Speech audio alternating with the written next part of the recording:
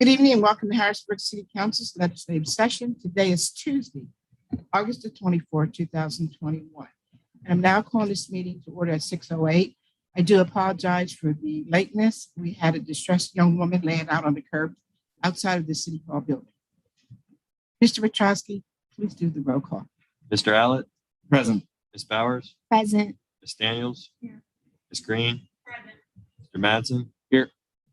Mr. Majors will be back in shortly. Ms. Williams? Present. Yes, Mr. Majors will be back in. He is helping to attend to the young woman outside. I now move on to invocation. Councilwoman Osh, Green, please. Thank you, President Williams. I would like to ask that everyone keep the family of Mr. Jameer Brandon in your thoughts and prayers. I would also ask that we keep everyone who is going through a tragedy or who is in need of our thoughts and prayers. And lastly, but not least, I'd like to ask that we keep the students going back to school in our prayers, praying for a healthy and safe and successful school year for them. And with that, I'd like to ask.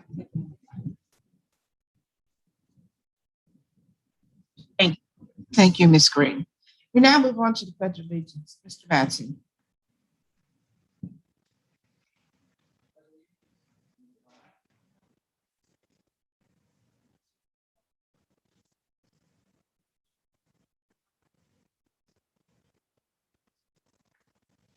Thank you. Thank you, Mr. Madsen. We now move on to communications. This evening, we have a short presentation by the Executive Director, Ms. Sheila Ford from Impact Harrisburg. Ms. Ford. Can I be seated, Chairman? Yes, you may. Please turn the mic on. Yes, turn the mic on. It's on the. Yes. Is that on?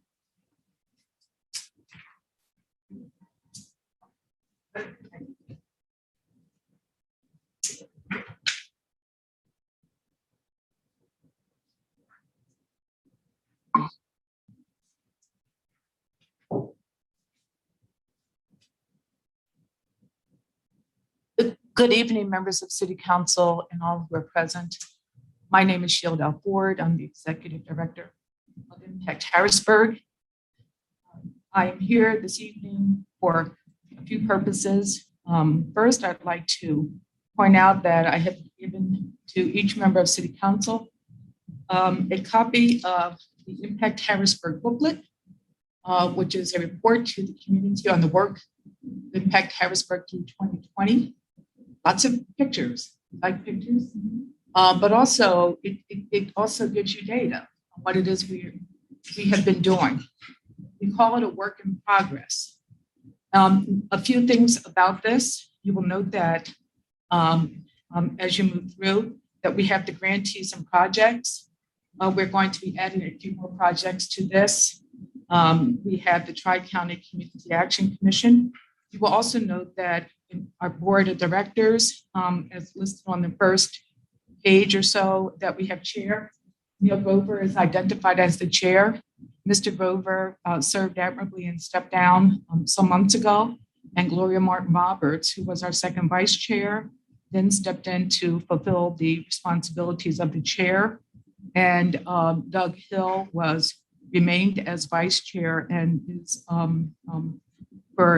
in perpetuity identified as the treasurer of our organization. You also note that we've changed a little bit in terms of the initial folks who worked with us, but in terms of the board, but pretty much we have stayed very stable. This gives you a great deal of the information about our organization. And what I'd like for you to do is to take some time to just look over it, but I'd like to direct your attention to the final pages. And now at the very back of the book, after page 30, where you see web page FX, if you turn the page, you'll notice that we have the Impact Harrisburg and City of Harrisburg Neighborhood Business Stabilization Program, the NBSP. And on that, if you turn from there, what you will see is a description of that program that we worked with you all on last summer. Remember that? That was the one where we had 314 businesses that received grants of 5,000 from over 500 applications received. That was 1.57 million in total funds that were awarded to help small businesses. And we used those dollars, remember, because it was the COVID pandemic relief. Those dollars were used for emergent matters, payroll, keeping the lights on, paying those utilities, just trying to make sure that we could forestall some of what we saw across America, which was businesses just shutting down. So I cannot express to you how many thanks we have received. That was a good partnership between the city of Harrisburg and Impact Harrisburg. You'll note that we have some more data that all categories of small businesses receive grant awards, including restaurants, retail, personal care, fitness, and the arts. 47% of the work of the awardees were businesses with less than 100,000 in annual revenue. These were pretty small businesses, in other words. 69 were businesses with less than 250,000 in annual revenue, And all awardees had annual revenues of less than 1 million. 7% of the awardees were minority or women-owned businesses. As you know, we made a concerted effort to bring that number up. We shared with you all our efforts in that regard. That has been a central goal of Impact Harrisburg since our inception. And we have worked mightily to really keep that front and center of the work we do, because we know that a community as diverse as ours needs to be represented in all of its phases. Keeping the doors open, that was our primary objective. 20% of the awardees were businesses that have been in existence since before the year 2000, with some going back over 100 years. And 50% of the awardees were in operation only since 2015. And you can see the scattergram that shows you where the businesses are distributed. We thought you wanted to see this information. We want to share this with you.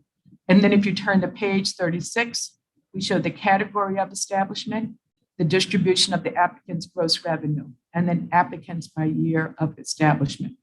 And that's, I think, important work that we shared with you all. And that segues really into my next presentation for today, which is about the third round of funding that we are in the midst of preparing and getting out the door. And I wanted to bring that to your attention. So what we have before us at this point is $375,000 that remains in Impact Harrisburg's Economic Development Fund. We went out for a third round of funding. I spoke with both Mayor Papenfuss and Council President Williams about this in recent days, because this is our opportunity to really finalize the work of Impact Harrisburg with respect to the funds that were given to us initially under the Act 47 mandate, the Harrisburg Strong Plan. So what we intend to do with that third round of funding is to go out once again to the business community. We are supposed to do that. That is a part of our objective. It is to work under the Strong Plan, to work with the business community. In this instance, however, I want to make clear that we are working with very small businesses, those that have annual revenue of under net revenue, which is important as well, of under 500,000. So these are, once again, if you recall, last summer it was 1 million. This takes it down to half of that. We are working, we opened up the portal on our website for 3 weeks to receive applications. And I wanted to provide you all with some of the details and to also invite you all to partner with us in this regard. So if you will indulge me for a few more minutes, I'll give you some of the details of this, our final program. Before I go into that, though, let me mention that I talked about the Economic Development Fund. We also have an infrastructure fund. That's the fund that we've used to work with the city of Harrisburg in the streetscape. And you'll notice that's the multimodal, and that's also the playground. I believe the funds for the playground project also came out of the infrastructure fund. So we're really very pleased and proud of the work we've been able to do. And we worked in concert on those two projects, not only with the city of Harrisburg, but also with Capital Region Water to bring those to fruition. And we had a really good time at the Fourth and Dolphin Playground grand opening the other day, although no one would, I asked for basketball, no one wanted. So next time. All right, moving on. Third round funding. The salient features of this third round funding. We call it our small but mighty initiative. And Councilwoman Majors, I'll just incorporate some of what I said into as I move forward. So thank you, because I know you were out helping. The salient features of the third round. First of all, we have 102 applications that we have received. In terms of the way the program is structured, the applications are limited to businesses that are both for and nonprofit that are operating within the city of Harrisburg and have secured a city mercantile license. Let me say this parenthetically, that by making certain that all entities receive a mercantile license, I can assure you that we have, through that effort, working in concert with the city, have been able to really get people to understand that they need to align with what the city expects in terms of, if you're working in the city as a business, you must have that license. Everyone now knows, I think, almost everyone knows. The applications are limited, or applicants are limited to those with $500,000 or less in annual net income for the preceding year. And the grant amounts to be awarded under the third round are limited to a maximum of $25,000 for successful grantees. That, let me say, is distinct from what we had in our first round, which had grants of up to $500,000. And there were recipients of those, and we tracked those. And you'll see them in the book. You notice as you walk through the photos that each one had a description of the amount that we awarded for each grant. Impact Harrisburg, under the third round of funding, has reserved the right to approve any increment of the amount requested, including our right to reject any and all applicants in our sole discretion.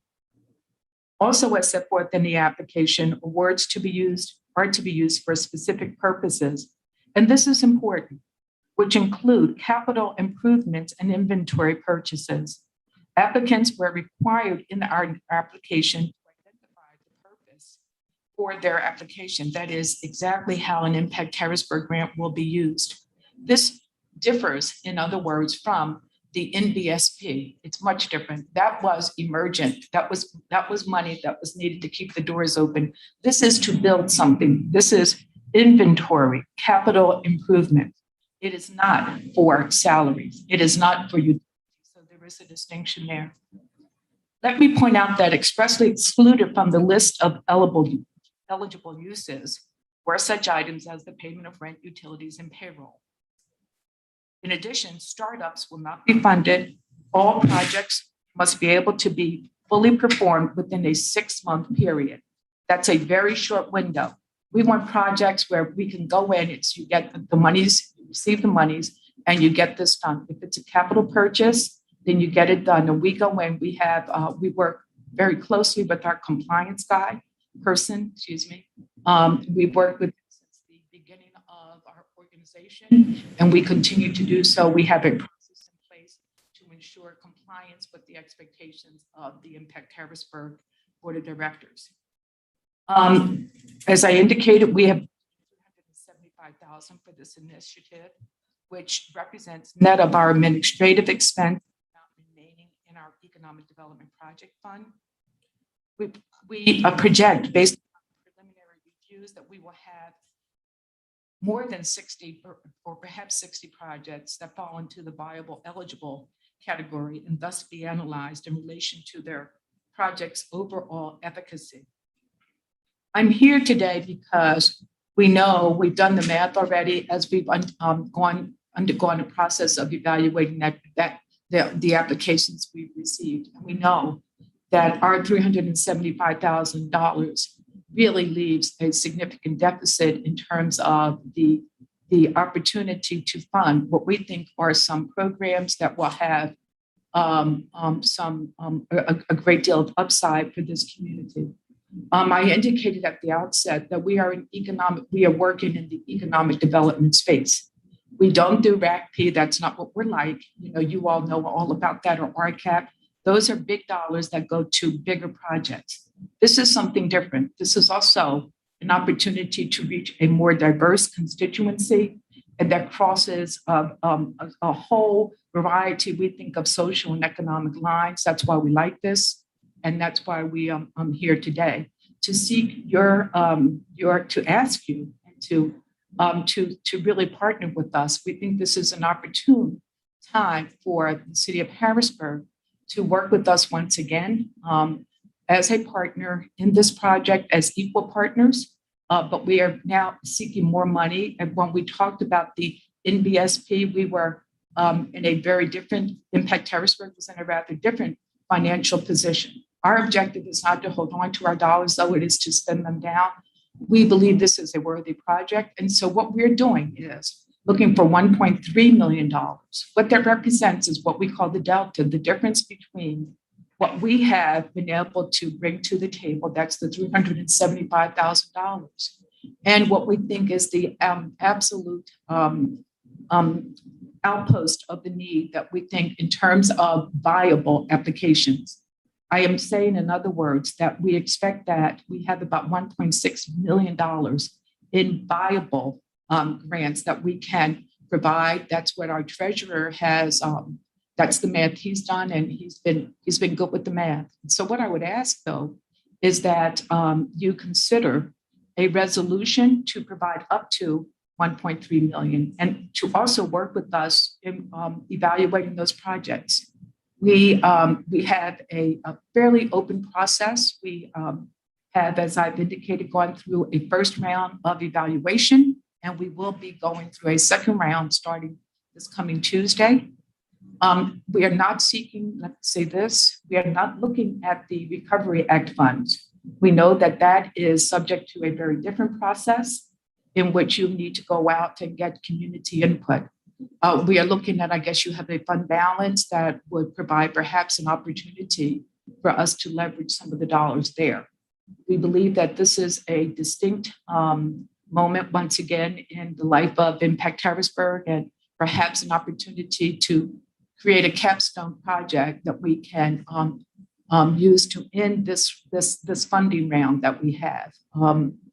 Finally, I would add that on the infrastructure side of the equation, kind of switching gears a little bit, we're also working with Capital Region Water to provide about close to $200,000 that remains in our infrastructure fund to CRW in a restricted receipts account for the purpose of working with homeowners who are a low and moderate income, who have the sewer, it's called a lateral pipe issue, the sewer hookup issue. And we know that how important that is to our community.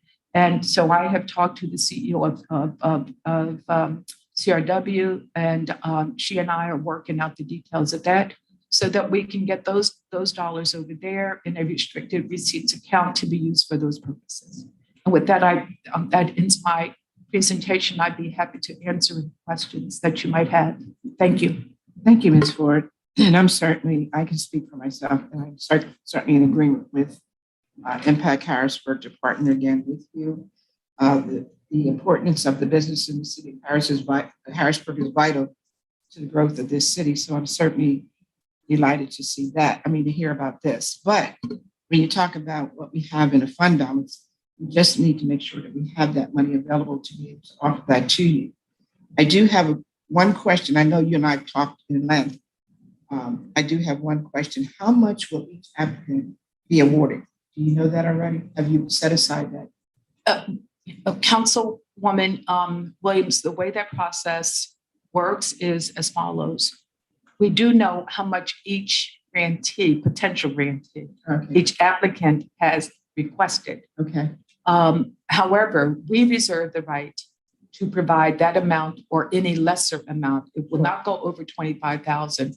I should say also that not everyone has asked for 25,000. There's a very interesting human nature kind of evaluation that happens. You wonder if everyone's going to ask for 25,000, and not every entity asks for that.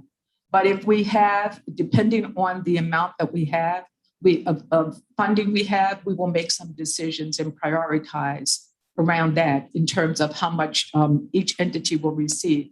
I can also tell you that each entity will not receive the same amount.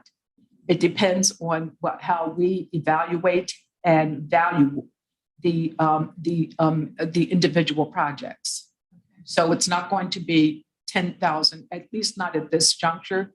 That is not what we have determined. That could be a decision that the board makes going forward. That is certainly not the case right now. So you're identifying the 1.3 that you need from the city with the 102 applicants. Is that the amount of applicants that are grantees that you requested services? Yes, ma'am. We have 102 applications, Okay. and what we're doing now is culling through. And what we're doing is prioritizing them. So we've done one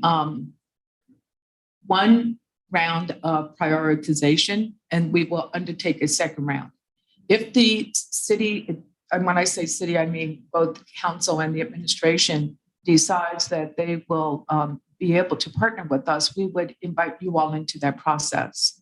I will tell you that we do, we move at a pretty steady clip. It is the Impact Harrisburg board meets as a committee of the whole.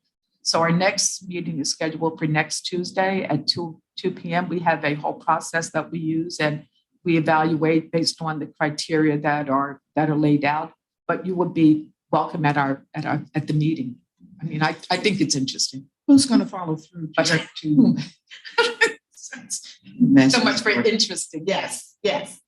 Well, who's doing the follow through to hold those grantees accountable for the 6-month period? Who will be doing that? So I actually work with Larry Siegel, who was our Okay. compliance consultant.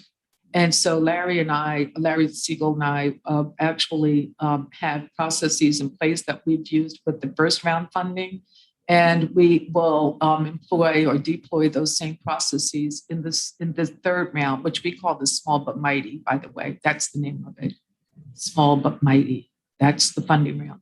We will use those same processes, and we will also, of course, we have reserved the right to go out and to obtain additional information as required. So we have a process that we have utilized at least twice, and it is always, it's a continuous improvement kind of scenario, but it works reasonably well. Okay. Now, who from the city? You said you spoke with the mayor. I did Well, speak. who from the city will be working with you from the administration? Well, Because we don't have anybody in economic development at this time. So, from the city will be working with you? so yes. So who Because will I'd the like to city? see maybe 2 council members work with you, if you don't mind. I would. part of We. that. I think I would like that very much. I think my board would really welcome it. Not that I wouldn't, but they would really welcome it because I think they would enjoy seeing, having you all see what it is we do and the process we use. And what I would do is I would actually work with the city administration. I have a good relationship with them, and I would work with Mr. Woolley and others to see who they can deploy for that purpose. And I would serve as the liaison. And we've done that. We are now working, actually, we have another project. We have the disparity project. So, I mean, we're kind of cooking on all burners. So, And that's not So a question, we have but I that think as it's a well. great initiative that Harrisburg Impact Harrisburg is undertaking, and I'm certainly be happy to partner with you. Council members, I don't know if you're in agreement, but I'd like to see 2 of you, whoever would be volunteer to sit on that board to look through the applications and work with Ms. Ford. And so if anyone's want to volunteer. Given my role as community Yes. and I want to, I do want to qualify. I feel a little ill prepared to talk about the 1.3 because there's a lot of disparity on what the mid-year budget report and what the ending fund balance is going to be. Ms. Councilman, and I'm sorry, move a little closer. Oh, I sorry. just couldn't I hear know you with so the mask well. on. That's No, I was okay. going to say there's a little disagreement in terms of the ending fund balance is projected to be. We're Mhm. waiting for an amended mid-year budget report that's Mhm. been changed twice already. Yes, sir. So I think I'd love to participate, but I'd also want to make sure that we understand exactly what we're looking at when it comes to fund balance. Absolutely. And a process of some type is obviously required that doesn't exist at the moment. Sure. And you'll have options to which one to do, depending how it comes down. So Okay. Okay, council members, I'll start with Ms. Bowers. Any questions to Ms. Ford, please? Thank you. Well, first, thank you for providing a copy of the work in progress. It's very visually appealing, and I appreciated the overview of the neighborhood business stabilization program. I really enjoyed the visuals and determining the scattergram and then the graphs. So thank you for Thank you. sharing that. Also, thanks for mentioning the disparity studies. We are continuing to move forward with that. But I just had a question relative to the application period Yes. and outreach. Yes. So you mentioned, I know 3 weeks, 102 applications. What did that time period look like? We already, so if I understood you correctly, Councilwoman Bowers, we had that process took place. The applications were all due by August 2nd. I do know that. Okay. And so I'm trying to think of my dates. Okay. Yes. And so, and it was, we actually held a press conference, and we held it at, actually at one of our grantees, at the headquarters of one of the first grantees. And we had a pretty good turnout, and we answered questions. And we also, we got some newspaper and television coverage from that. And then we had the application up on our website. Seems to me, this is not analytical, what I'm about to say. It is based upon, so it's not empiric, but it's based upon what I have seen in terms of the diversity of the applications thus far. And we will, in fact, engage in some empirical data harvesting, because we always do that, but we have not yet done so. It looks to be a pretty good cross-section of the city. I'm going to use terms like that because I don't, as I said, have the actual data in front of me. I would say that we have, it has a good bit of diversity. I will say this, that I wish we had more members of the Spanish-speaking community. We did a lot of outreach under the NBSP, as you know, Councilwoman Daniels, because you worked with me in that regard. I wish we had more in this round. We do have some, but as well as thinking of the other sort of smaller groups, the Vietnamese, for example, community, and some others.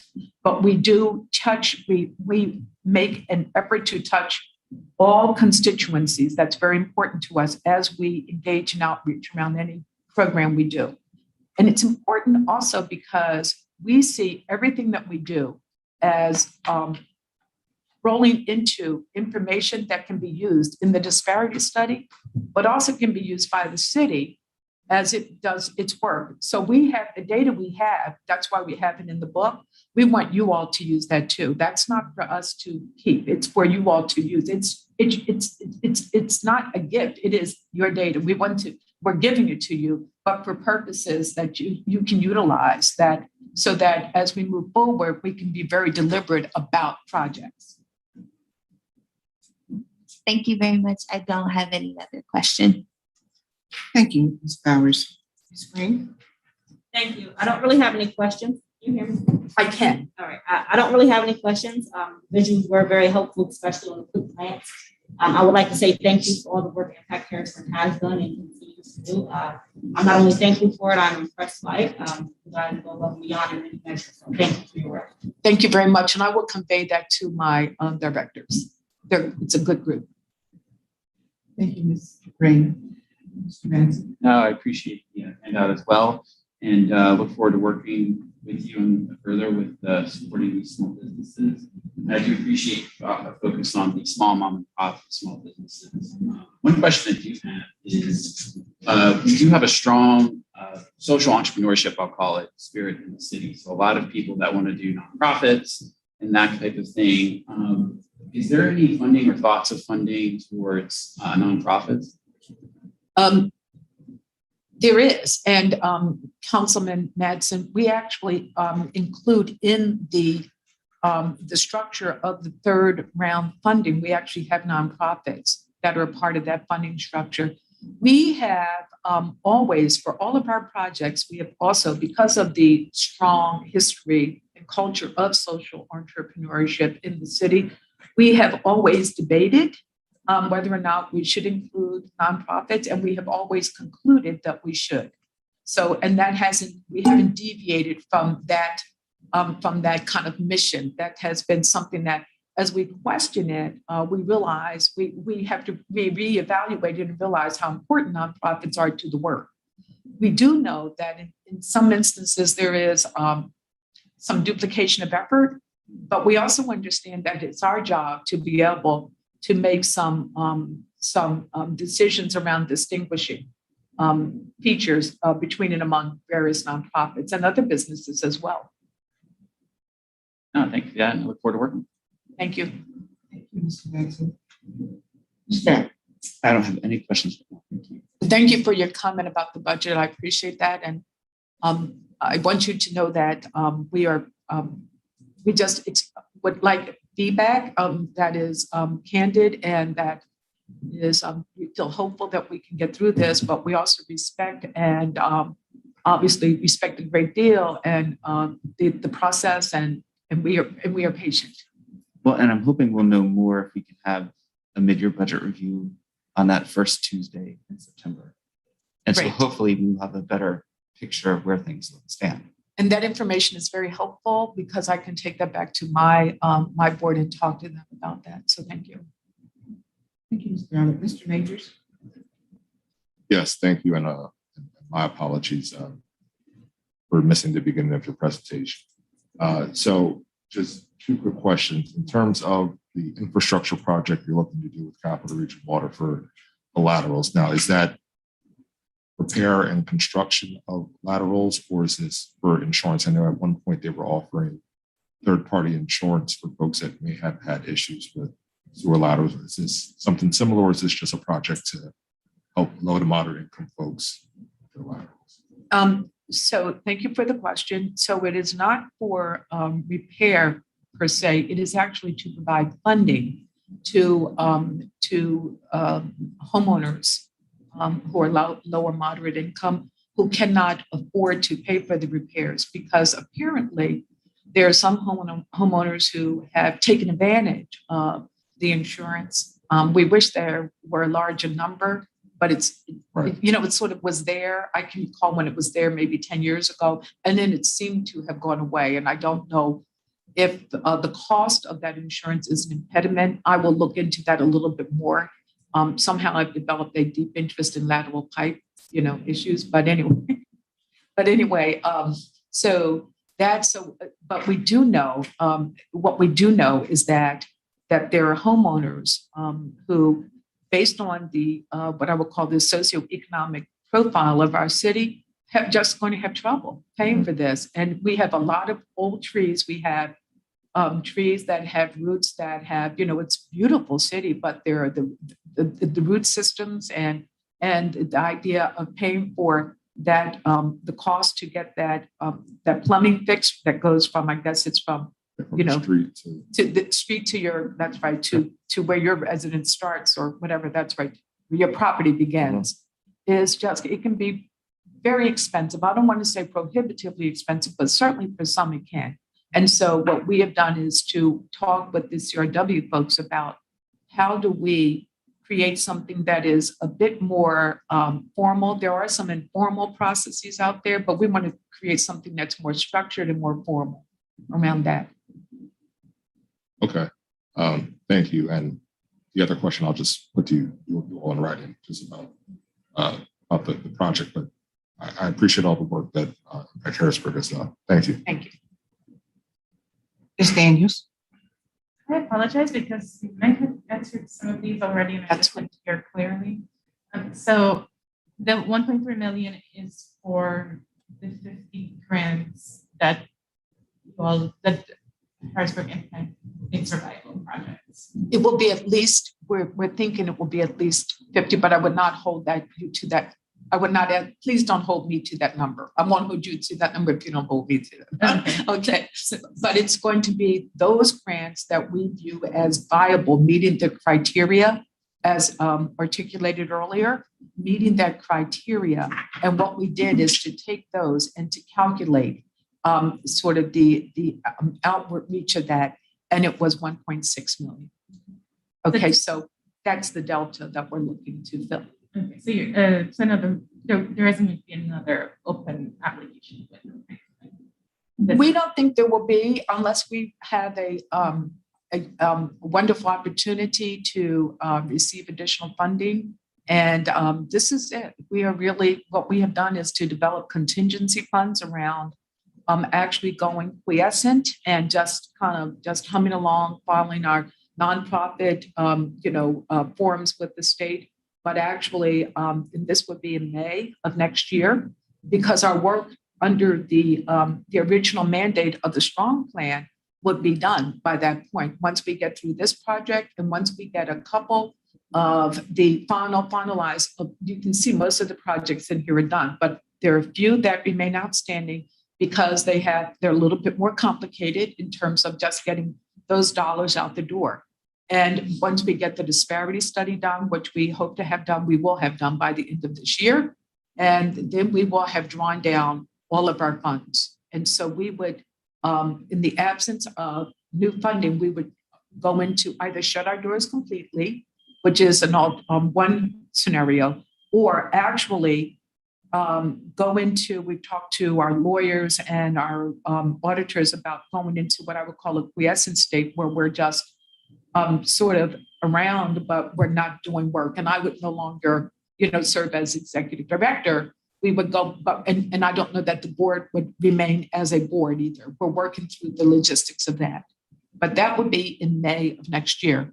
Let me say that I do think that the work has been, it's been a journey. Mr. Grovick can attest to that. There's been a lot of good discussion. I am pleased that the board has always kept its eye on the prize of doing what's best for the city. I think I missed all of your updates on the disparity study.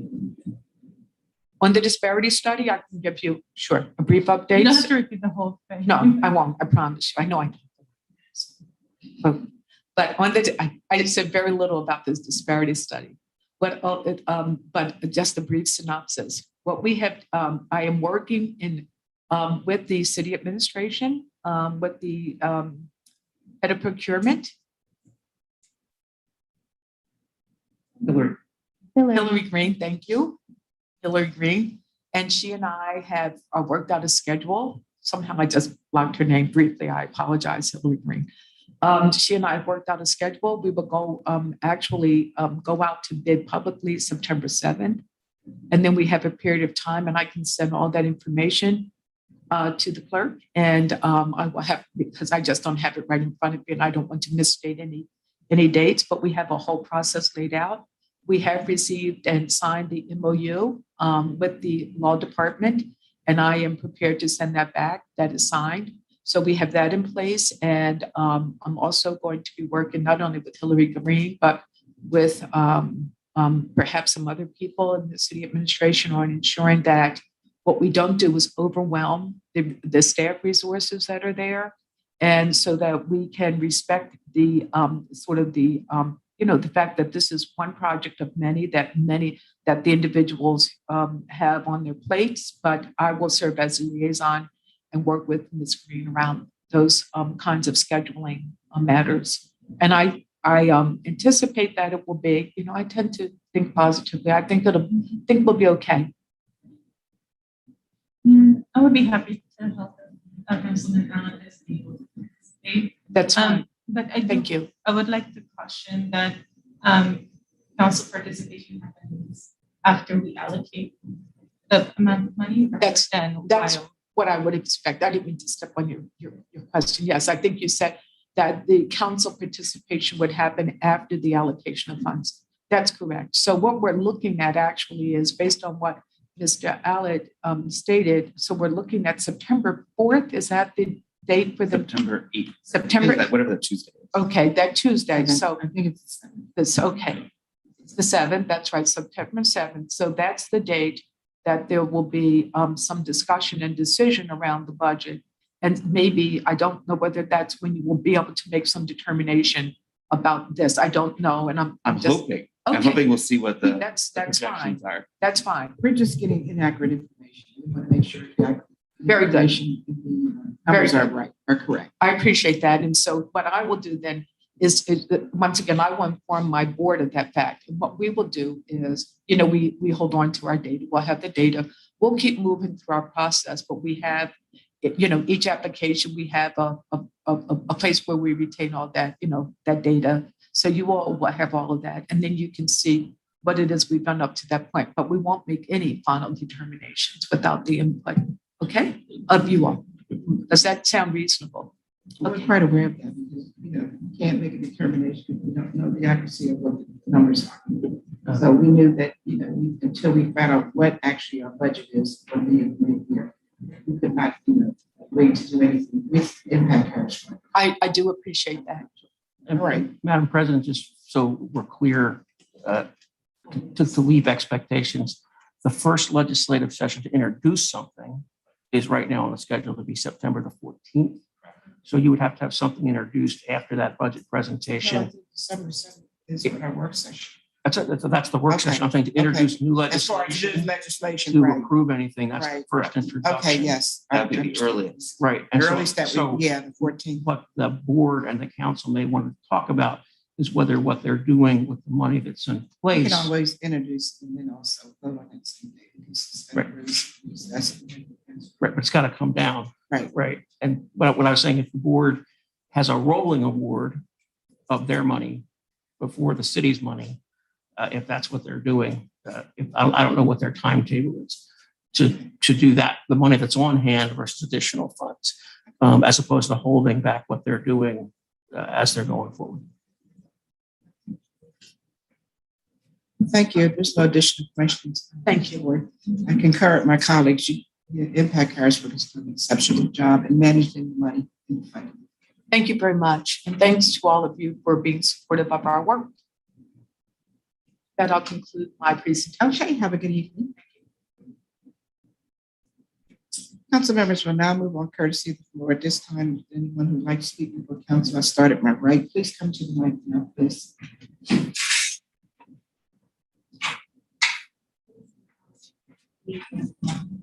Davis, I'm sorry. Identify you to your name and address, and please speak into the mic. Is the mic on? Is it on? Can you hear me now? Okay. My name is Crystal Davis. I live at 1425 Regina Street. And I want to say welcome back. Good evening, council. Good evening to everyone. Thank you, Mrs. Ford. And I appreciate also all the work that Impact Harrisburg has been doing. And I've also been making sure that the people that I run into who are out there working apply for their business mercantile license for the city as well. There's been a lot of good work out there on the roads, especially the main roads, Market Street, 17th Street, a couple uptown, with patching up the potholes and everything. I was wondering if this city has a plan to continue, or a calendar, what the calendar looks like to continue to move forward to address these potholes on some of the side streets. That's basically my question tonight. I know there is a hotline for the residents to call. Are you relying on the hotline only, or is there a calendar schedule to move forward on those? Majors. Yeah, I will. I can follow up with you after, but that is just a tool. It's not the schedule. So that's a tool to be able to help them address certain potholes. But I will talk to Wayne and our public works about what the schedule is for the remainder of asphalt season. Thank you. You're welcome. Thank you. Anyone else, please?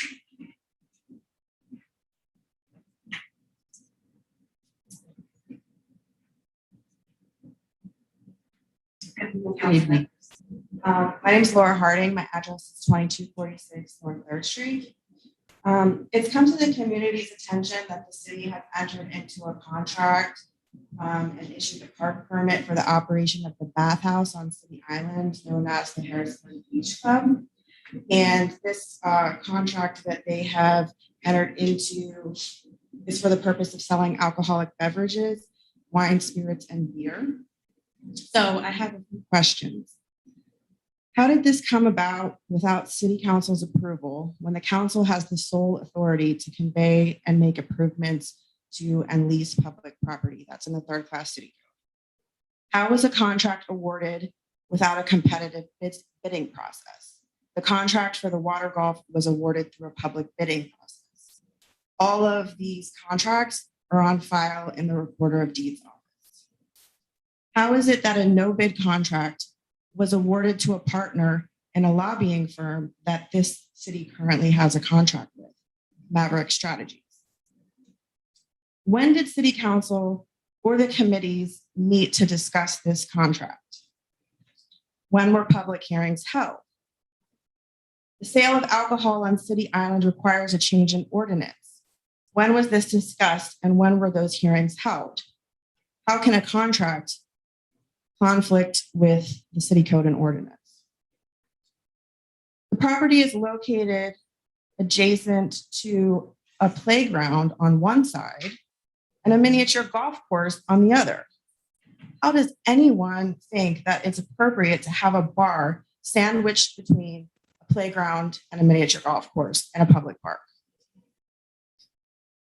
It's for these reasons that I believe the Harrisburg Beach Club is not operating under a valid contract and does not have rights to access or continue making renovations to the bathhouse property where no building permits are recorded and work should be ordered to stop immediately, the permit rescinded, and keys for the property returned to the Public Works Department.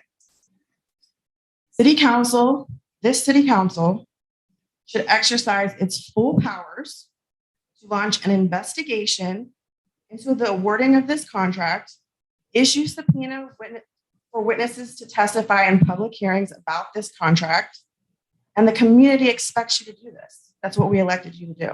Thank you. You're welcome, and I agree with you. Thank you. Mr. Robert, could you give us an explanation on that particular contract? Well, I'm not going to sit here and do a legal analysis in I didn't ask you public. to do a legal analysis, but I think that the citizens as well as City Council needs to hear an explanation of how this contract was awarded. We were just surprised, as she is, about what had went down with a beach house and who gave that contract since it wasn't bid. So we The just contract was not required to be bid, okay. So why So was we- it required to be bid? just like our other public buildings where we provide private money for improvement when there's no money to fund them. And if you know, the bathhouse has been dilapidated, unused for a very long time. That when part of the permit process, just like we did for the Art Association at Reservoir Park for the last 25 years, just like we've done for Carriage House and other things, when other money is used, we allow them to do it to make the improvements. So taxpayers do not bear the expense of the improvements. So it is a permit process, which council had approved the permit process previously, and these contracts, one after the other, have been in place. The liquor license issue is complicated because of changes in the liquor code. But as you know, frankly, the Commonwealth Court handed the city its hat when we challenged some of the liquor rules that were out there. The liquor code, as used now, is what authorizes the Harrisburg University events on the Riverfront Park. It allows for the events with the boat on the river who provides alcohol. It provides for the stadium. The conclusion was reached long ago that the code that regulated liquor, as the courts have said for other locations, overreached on the exclusive authority of LCB to regulate liquor. We have limited rights to regulate liquor, and that is simply it's preempted. And we tried to work around that, and the court has now twice hit us back pretty hard. We went up on appeal. So we have, if they have the right to a liquor license, we have limits of what we can do. So the permit is consistent with what the permit process has been for a very long time. And those are extended permits we do when there's improvements to public buildings that don't cost the taxpayers money. There are multiple permits for alcohol related to City Island, as there has been for decades now, as there has been for Riverfront Park, way back when there were as well for Reservoir Park. Aren't these limited use licenses like for special events? No, the private Susquehanna is not a limited use license in that sense. The private Susquehanna has alcohol both on the shoreline when it has events related to the boat and on the boat. The stadium is a long-term permit, as is this, is a long-term permit where improvements were made and they get to transfer, have alcohol on site as the permit holder as part of the arrangement. People can debate a lot about what the city ordinance says on it, but we've sort of been down this road and have litigated this road in various ways over many, many years. Even as a permit contract, isn't there stipulations and exclusions of what you can do? Are there limits on what you can do on a permit? Of course, there would be limits on the permit. So This was evaluated for a long time in the city. You know, our office did a lot of work related to can we have this. a copy of that, please? Sure, Can I we get a forwarded copy it of that? previously. I'll forward it again. I'd like to see a copy. Sure. Is it a copy of the whole contract? Yeah, that's what I'm asking. Yeah, I'm saying, I believe we previously forwarded upon request in the spring this permit, and we will forward it again Okay. to that. Any other questions, council members? I have a question, more of a comment. So I'm not an attorney, so I don't know the legalese. But it's just the optics of this. I think makes a lot of the community where there already may be some distrust, it escalates it. I have the similar questions about the conflict of interest. And I think there should have been an opportunity for council to ask questions about that was not provided. Now, I'm not frustrated with you, Neil, it's just with the administration. So I don't know what we can do to reconcile this. I do think that whoever this outfit is that is doing this beach house should come before council and at least let us ask some questions. But I'm just sort of frustrated on how this was executed. It could have been done better. I think it would be more transparent, and council could have had opportunities to ask questions, and the public could have asked questions as well. So I just want to note my frustration. Especially when we deal with someone who already has a contract with the city. As my understanding is that is an inaccurate statement. So, Well, we don't know one way or the other because Right. we have had nothing about it at all. Exactly. yeah, right. So it can't be inaccurate So if you don't have the and- information in front of you. And the public's coming to us with questions about Right. this. And we don't have answers. I got you. We do, one of the things our office does is work through the conflict question on any contract on the front We end. certainly need to work through this contract, this conflict, and with this contract, because a lot of the residents in the city of Harrisburg are very upset behind the fact that this is happening. And then we're coming down hard on you. You have been here, but we have not seen the mayor. We have not Transparency. seen any other members of the administration to offer any type of information one way or the other. And even the way that's portrayed in the media is completely inaccurate, that we are the ones holding up things. We've had no contact whatsoever. And I think that there's a really poor reflection on whatever's going on in the mayor's office that is just reflecting really poorly on the whole process. It has been absent and really, like I said, no communication one way or the other. And I know you're here, but I'm just saying that. I'm here periodic because you've been taking vacation, you've been out. So, you know, you have these. I know, but Yeah, I mean, it's okay because I understand that you have that prepared. That's fine. We know that you've been out, but the fact of the matter is, you know, when he talks about nobody, you know, I didn't try to call him. Well, he hasn't been here. I've been here 4 days in a row. He hasn't seen me. You know, for the last since May 18th, I haven't seen him at all. I reached out to him. He never called back. Nobody calls. Nobody answers your phone calls, and he's not visible. Now today he wants to jump out here and give lots for $1.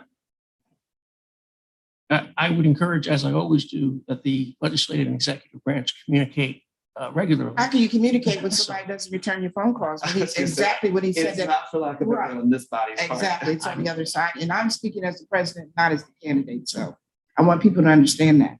You know, when you put in accurate information in the paper saying that I'm not reachable, approachable, I've been all over the place. I think you see me all out in the streets. You can't find him anywhere. He's not even at his bookstore. Oh, so you can convey on our part that it'd be Harvey, great. he should have been here tonight. Now, look, he canceled every meeting with the department heads. He canceled every meeting with the managers. He canceled every meeting with him and myself on a bi-weekly basis. So now, where is he at? End of story, Neil. Can we please have a copy of that contract? We'll see what we can do about that. Is there any other What comment? comments, Curtis? Got No, I me mean, fired up. I'm sorry. Courtesy of the floor. I apologize. Don't get Good fired up. evening, council. Good evening. It's good to see you back. I hope you had a restful time off. I would like first to remind you of some things that seemed like unfinished business when you adjourned for a summer hiatus, and then also speak directly to one of your resolutions on the agenda tonight. The first thing I'd like to ask is about policing. One of the questions that I asked at the last meeting was about the newly hired CSAs. I asked about some demographic information. I'd like to know how many people live in the city that you've hired, and just kind of run down on what their training is. I know when just before you adjourned, we talked about the applications for the Law Enforcement Review Board. It was my understanding they were supposed to be widely circulated. I did see that they are available on the city website, but I saw them nowhere else nor talked about anywhere else. I may have missed it.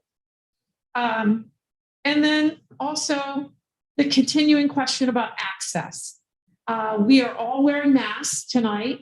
Dauphin County COVID rate right now is well over 12%. It's heading up towards 15. At work, I work in long-term care. We are now again in N95 masks, full PPE, because we have staff testing positive, and the majority of those are people who are already vaccinated. Now, the people who aren't vaccinated are much sicker, but people are still getting it. So the question about access, I understand to move virtually, you have to change your rules. I think it's time to think about this because it's pretty clear that this pandemic thing is going to be with us up and down for a while. And then the ongoing access of sound, and that if you aren't here in person, it's difficult to understand what's going on, and you're not sure that your comments make it into the record if you are not physically present. I really appreciated Ms. Dow Ford sitting right here and using the microphone. But in the last two meetings before summer recess, especially when the police chief was here, he did not use the microphone, and people who weren't present couldn't hear. And that's important because the automatically generated closed captions can't pick up the right information if people are not using the microphone. And anybody who wants to do real-time translation can't do it if they don't understand the language. And I so appreciated the work that Moman did to make sure that the meetings were accessible. And I know that Moman is gone, but I really think that it's important for council to get back to that. And I know one of the sort of informal things that was said before you adjourned was maybe we should convene some community meetings and talk about access. And that didn't happen. And there was also a little bit of discussion before you adjourned about the American Recovery Act and the ARP and the fact that there is no plan and how are we going to use that money. There are people in this community who are already doing work and doing research about the best uses of those monies. There are communities around the country who have convened recovery funds working groups, which is the legislative bodies and community members talking together about how to best spend this. which then was not part of my original planned comments. But what I saw as I walked into council tonight, the man on the sidewalk, is a reminder to me and a reminder to all of us of two really important problems that are facing all of us, which is the unhoused and climate change. There is no affordable housing in this city. The newest report that comes out shows if you live in my zip code, I'm at 18th and Holly, that's 17104. In my zip code, you need to be making an hourly wage of $17.88 to afford a 2-bedroom rental without paying more than 30% of your income on housing. And that doesn't exist very much in 17104 or any place in the city.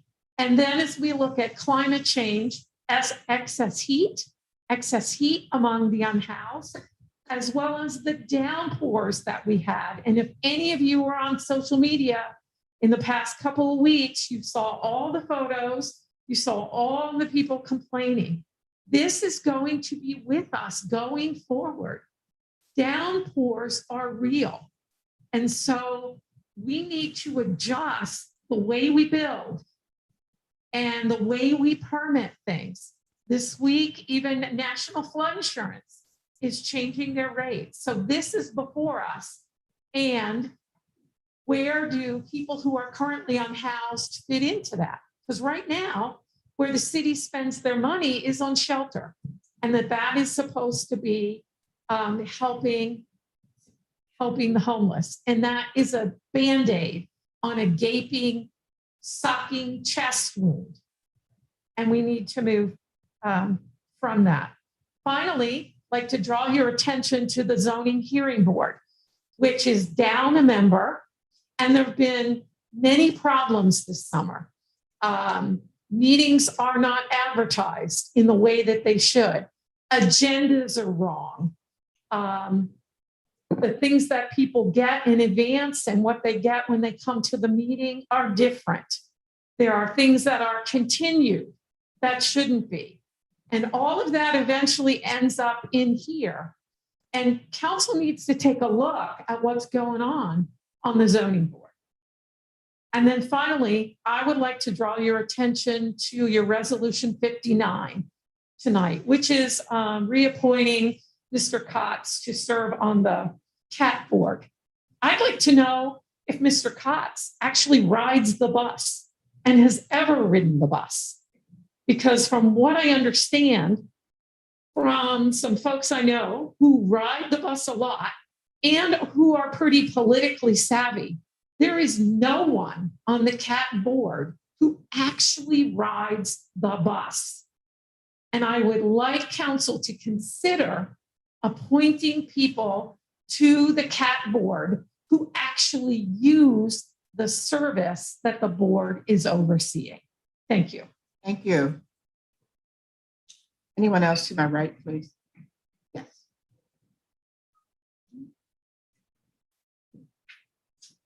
Thank you, Council.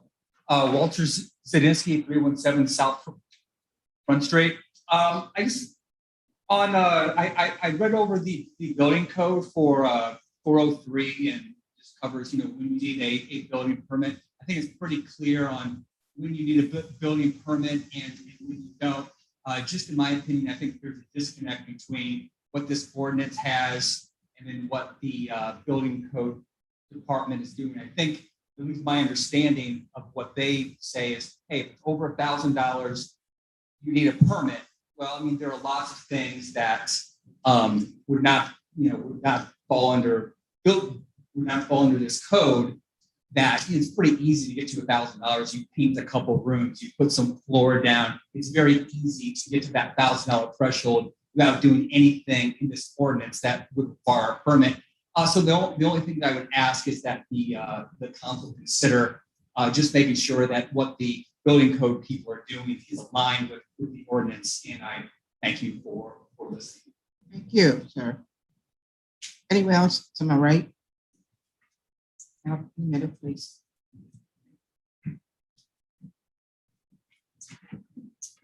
Good evening, members of City Council. My name is Dr. Vicky Campbell, 15 South Front Street. I just wanted to bring a couple things to your attention. Some of them were already mentioned, but the first thing I wanted to do was talk about something that was actually brought up by President Williams. There were actually several community members who noticed that there were dollar houses being offered today. And I think maybe yesterday, and we're not sure. After checking in with the HRA, one of the members on the board, we in the community are not sure of the validity of what can be offered there. We just wanted to ask, I'm gonna ask tonight, what is the validity? Can dollar houses be offered on behalf of the HRA by the administration? And just how that all works. From what I have been told today,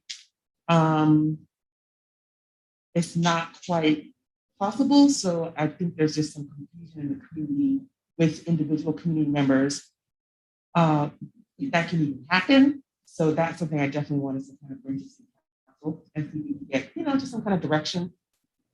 The second thing that I wanted to make sure that we discussed in the last couple of weeks, we have all experienced all of the stormwater management issues with drainage and street flooding, et cetera.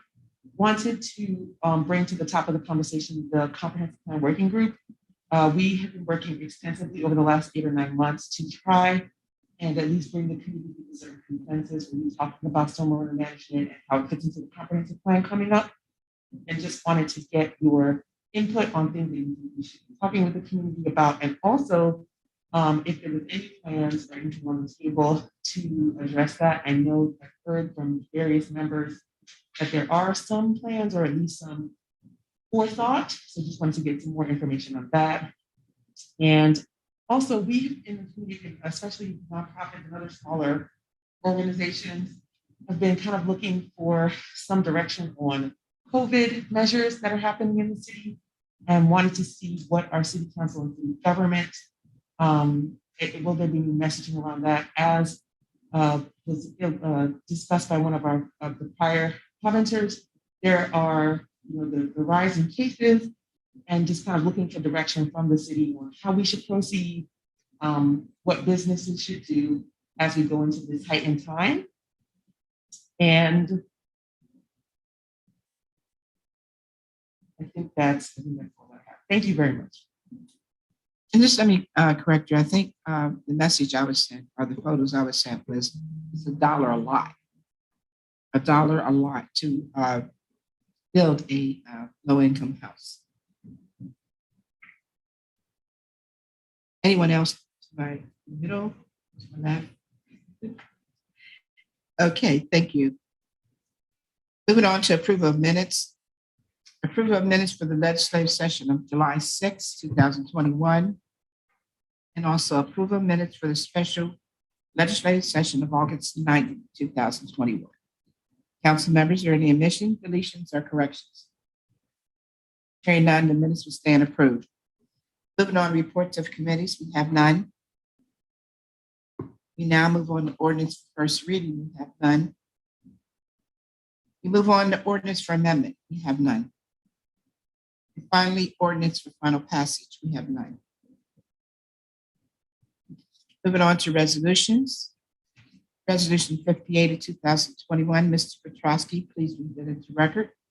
Resolution 58 of 2021 is a resolution authorizing the city of Harrisburg to negotiate and enter into a professional service contract with Steve Zimmerman to provide access to the service of the city's historical mainframe programming operations and related services in the Bureau of Information Technology.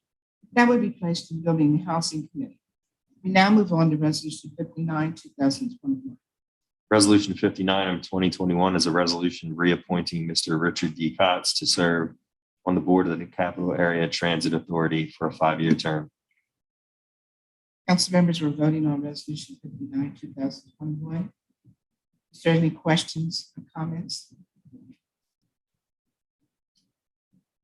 Call the vote, Mr. Petrosky. Mr. Allen, Yes. Ms. Bowers, Yes. Ms. Daniels, Ms. Green, Yes. Mr. Mattson, Yes. Mr. Majors, yes, Ms. Williams. Yes. Resolution 59 passes. Moving on to resolution 60 of 2021. Resolution 60 of 2021 is a resolution approving a preliminary final land development plan to construct a 49-unit multifamily dwelling affordable housing project on 5 parcels located at 1008 and 1012 North 6th Street and 429 to 441 Hurst Street. That will be placed in Community Economic Development Committee. We move on to resolution 61. Resolution 61 of 2021 is a resolution authorizing the city of Harrisburg to negotiate and enter into an agreement with McClure Company to perform an energy audit of the McCormick Public Safety Building and to negotiate, enter into, and carry out a guaranteed energy savings agreement to upgrade the building's HVAC system. That will be placed in Budget and Finance Committee. We now move on to resolution 62. Resolution 62 of 2021 is a resolution authorizing the city of Harrisburg to negotiate and enter into an agreement, 10, a DLH company to provide streetlight maintenance services for the city of Harrisburg. That will be placed in Public Works Committee. Move on to resolution 63. Resolution 63 of 2021 is a resolution authorizing the city of Harrisburg to negotiate and enter into an agreement with Tyler Technologies to procure a new software solution that will, among other things, phase out the city's existing mainframe, consolidate operations and financial management onto a single ERP, phase out on the city's payroll software, replace the city's accounting software, and integrate with existing systems to increase efficiency. That will be placed in Building and Housing Committee. We now move on to resolution 64. Resolution 64 of 2021 is a resolution authorizing the city of Harrisburg to negotiate and enter into an intergovernmental cooperation agreement with the township of Swadare for the purpose of allowing the city to use a compost facility owned and operated by the township of Swadare. That will be placed in Public Works Committee. We now move on to old business. Council members, is there any old business that you would like to discuss? Yes, I would like clarity on the beach house situation. So, Mr. Grover, can you explain how the beach house contract is distinct from the Eastern University contract that was proposed before? I don't know what you mean. The Eastern University, well, it was proposed that it passed when they were going to rent out the basement and they were going to do upgrades, and it was going to be like a very similar contractual relationship as the beach house. You're comparing what was the proposal for the basement in renovating the main government building with the park. And they were two different things. Parks have been under permits. There's an ordinance that says what the park director, who would not have any say in this building, what findings they make in the course of a permit being issued. And this permit reflects what the prior permits had done. So the Eastern University, that proposal had never been done before in a public building. That type of lease had not been done for the city of Harrisburg in a public building. It is not the same operation. They're just two different animals. The park permits, the beach house, and all of those facilities are all permitted to a third party on City Island. One after the other. The three what do you call them? Marinas that were over there were separately. So that process was established long ago for the public park permits, which is modeled after the National Park System's permit process. That's where the city picked that up decades ago because federal money went into those parks. We then had to model those permit processes under those from years ago.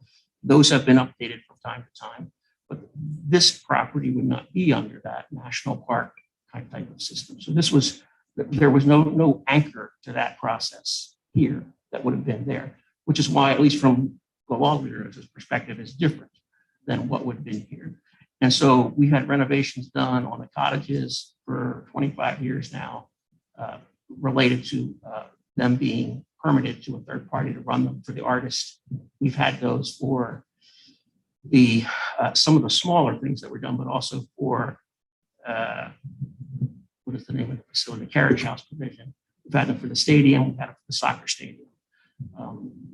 All those over the years. They're all under the park system model, which is a different model, and there is ordinance related to that model that's different from this building. There was nothing we could find when we did the Eastern University proposal that would be similar to that. And the other old business, could someone give an update on what's going on with the CSAs? I think you should get that from the police and administration. I can tell you the CSAs they have been hired, they are working.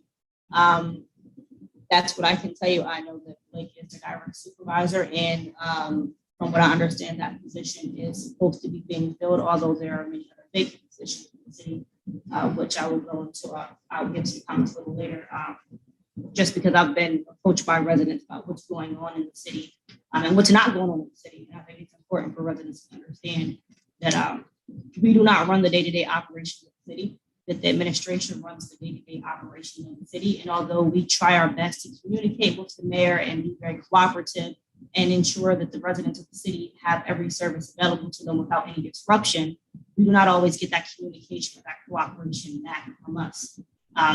There are many positions that are not filled. There are a lot of director positions that are not filled. As the city council, there are only 7 positions that come before us for confirmation, and that's after they have been hired. That's not even before the process. Currently, there are several positions not filled, and from my understanding, they haven't been posted, and there has not been a plan to fill those positions. So I do have questions as to why some positions have been filled quite rapidly without being posted, without any consultation, without any discussion. And that's just, I believe that's common courtesy from someone who is running an administration, running a city, to ensure that they involve not only the elected members of council, but also the residents of the city to let them know what's going on, instead of them having to hear it word of mouth from someone else. That's not a responsible way to do it. Positions are not political pawns. They are not things that we hand out for favors. We're dealing with the lives and the livelihoods of the residents of the city, of the people who we hire, and we have to ensure that we are doing things in a responsible way. So in order for us to have an efficient and effective government, we have to run it like an efficient and effective government. And I'll speak directly to the mayor when I say this, that you are the leader. And as a leader of the administration, your administration follows your actions. And your legacy that you leave behind is built off of your actions, not off of your words, not off of other people's work. So if you want people to follow your leadership, and if you want an effective government of responsible and qualified people, you have to ensure that you yourself are putting that in place. This is something I'm very passionate about, because for someone who always runs and talks about past corruption and past administration and what has been done in the past, the president seems like it's coming pretty close to that one. Preach. To put them in place based off of what we can gain off of them. And that irks me to no end. Politics and positions are not something that's supposed to come into how we're running the city. When you take this position, you put your campaign to the side. That's something that I can say us, as far as the council members that I've worked with, when we're running an election, we run our election, but that has nothing to do with what we do as sitting up here on council. I'm not trading a vote for a vote. What happens up here is strictly business. When I'm out there campaigning, that's campaigning. But I wouldn't dare put people in places in order to gain political favor or to gain people's likings or votes, or because I'm launching a campaign. I wouldn't dare not show up to work because I'm busy campaigning or whatever it is I'm doing. I wouldn't neglect my responsibilities. And I don't think anyone here on council would neglect our responsibilities. This is a very critical time for us. We have a large influx of federal money that we're sitting here saying, where's the administration? Thank you, Neil, for showing up. Thank you for having someone from the Law Bureau show up. But we need more than that for us to have a discussion and actually get things done. This is not time for temper tantrums. This is time for us to be an effective and efficient government, no matter what's going on in the political process. I guess that's just my little rant there. Sorry. Where did this option come from? I don't know if I answered the question or not. I'm here for it. I will say the CSAs are hired. The CSAs are working. The CSAs, I've spoken with many of them. They've been out at different events. I know they're excited to be a part of the team. I know that we have people in our police department that, even though Blake is departing us and going on to another opportunity, so congratulations to him. We do have people in our police department that can step in and ensure the program continues to run, because we don't build a program on one person, we build a program on a department, and that's important. So when we were evaluating and deciding to launch this pilot program, we weren't launching it just because Blake was here. We were launching this program because we thought it would be for the best interest of the city, and it's important for us to continue that work. That's it. Oh, thank you. Gosh, I'm here for this. You bring this out more. Oh, are you done? I'm finished. Okay. Well, thank you, Asha. And I agree with you. And I really didn't want to be outspoken about anything because I don't want them to think this real platform that I'm using. But I'm concerned that, Neil, that there's not a lot of response from the administration when I'm hearing reports of my residents calling in and not getting any response. So it's really crucial that we continue the work that we need to do for the residents. That's the only comment I want to make. Any other old business at this time? Yes, President Williams, real quick. Regarding the comprehensive plan, we are coordinating on having a hearing. It's required by law that we have this public hearing, so that's details should be coming in the near future. But if council members could provide any amendments that they may have to me, so that I can work with implementing those amendments to the plan, that would be super, super helpful. You know, I still have a question. I guess my mind is boggled because Ms. Daniels asked about reference where Eastern University, you were making a distinction between the parks and recreation and that being under the park permit. But I thought permits were period park permits and they had exclusion exceptions to them. And so Now, when you talk, wait a minute, hold on. You're talking about city government as a building, and this is owned by the city. And so is the beach house. The carriage house is non-existent. You don't have the carriage house over there. yes, we do. We put a new do. I roof thought on it was maybe utilized for the 5 years ago. We put in the carousel as well. not the carousel, the carriage Okay. house where the horses were. Okay, I thought they closed that down since the gentleman moved his horses. There has at least been 2, if not 3 different vendors over the years there. Okay. I don't know whether there's a current vendor that happened during But COVID. that's the beach house is also a public owned facility. Everything on City Island, Exactly. Reservoir Park. Right. And so all of those have been to third parties, like the marinas, like all of those. They've been in the park system. It is a different system than this building. You can get a permit for a congregation out here in front of City Hall. That's not the park permit. That's a permit. They are different. When you have a street block party, that's a permit, but it's not a park permit. It's under different sets of rules. We don't necessarily make the rules. We're just in the structure we're given. Well, I like to see the distinction that you're trying to make between what the beach house has, what type of permit they have, opposed to what we were trying to do. It's a good thing.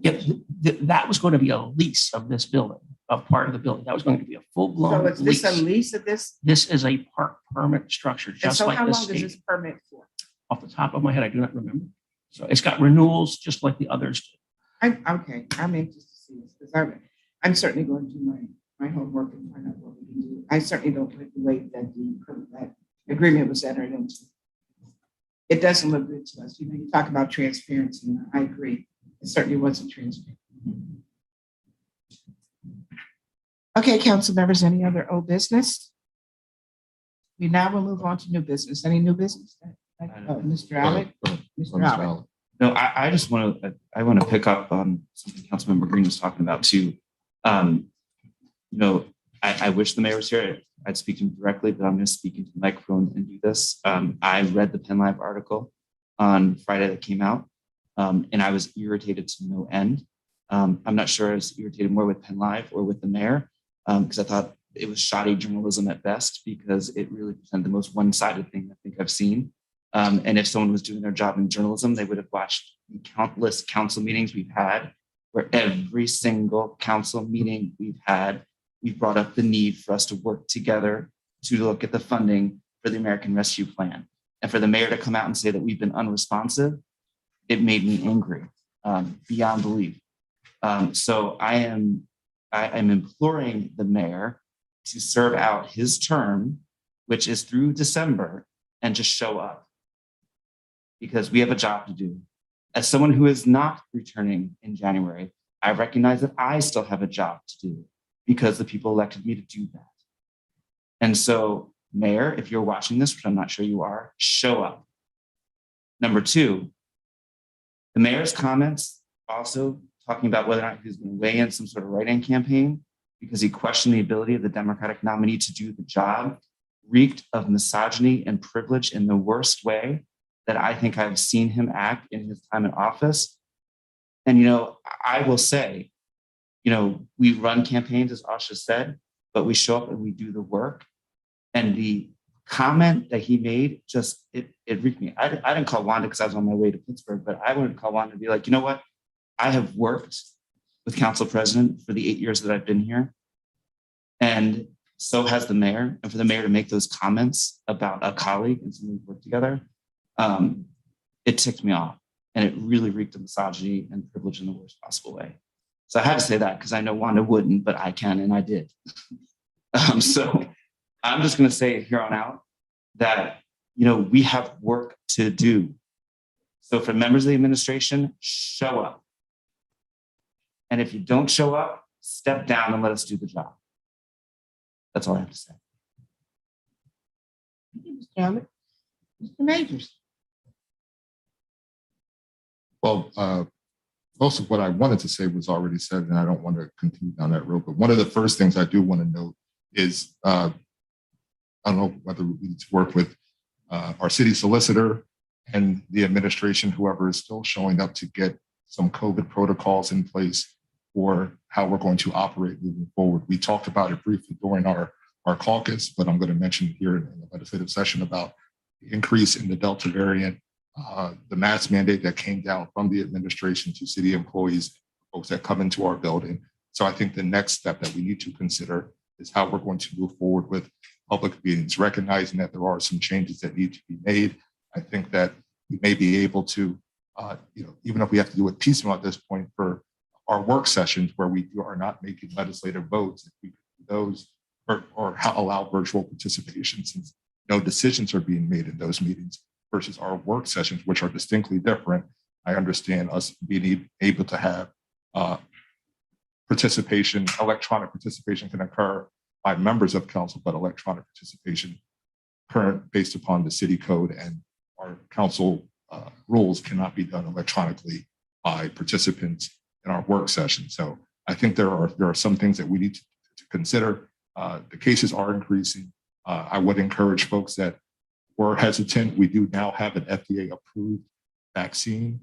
So if that was one of the issues that you did have, that the vaccine process was not approved or FDA approved, we do have one of the vaccines that is a approved vaccine. Many of the other comments have been already said by many of my colleagues already in terms of folks showing up and continuing to do the work. There has been so much that I think also on council have been trying to ensure that our city is moving in a positive direction and that we want to show some sort of continuity and consistency amongst elected officials. But a lot of the rumors that we're hearing about things and shaking up, and then we try to get direct answers and we don't get that. It's very frustrating for us as members of elected officials that are supposed to be a co-equal branch of government and the public that's looking for accurate responses from us on how we're going to be able to move forward. So as Council Person Allett and Council Person Green mentioned, show up, let's talk. I've personally been asking about American Rescue Plan dollars and getting meetings together and having discussions since we heard about those funds. I mean, there are so many positive things that we can do and so many discussions that need to occur. And I think working with an administration and council together, we can work on positive things moving forward and we can get the public involved in how we do those things. But when we're met with, blockades or non-responses, it's very frustrating for us. The other thing I will note, since it did come in based upon the date during our hiatus, I am in receipt of a petition by several members of our community around placing a street sign or a stop light at 15th at her after the incident that occurred over the summer with the tragic passing of the young lady. The young girl, sorry. So we were working with Wayne Martin, our city engineer, Blake Lynch, who the community policing officer who is moving on, about potentially working on getting a meeting together to talk to residents about what can and can't be done at that intersection because it is a PennDOT road. So I will work with the community members and our city engineer about making sure that we have that discussion regarding that intersection at 15th and her. But with that, that concludes my remarks. But folks, I just want to encourage people, get vaccinated. If you do have questions, there are plenty of resources out there. Get credible information about it. As several people have mentioned, it is surging again in our communities, and we want to ensure that people are safe moving forward. Okay, thank you, Mr. Majors. Anyone else? Okay. At this point, can I ask for a motion to adjourn? So moved. Have a second? Second. Thank you. Meeting is officially adjourned this evening.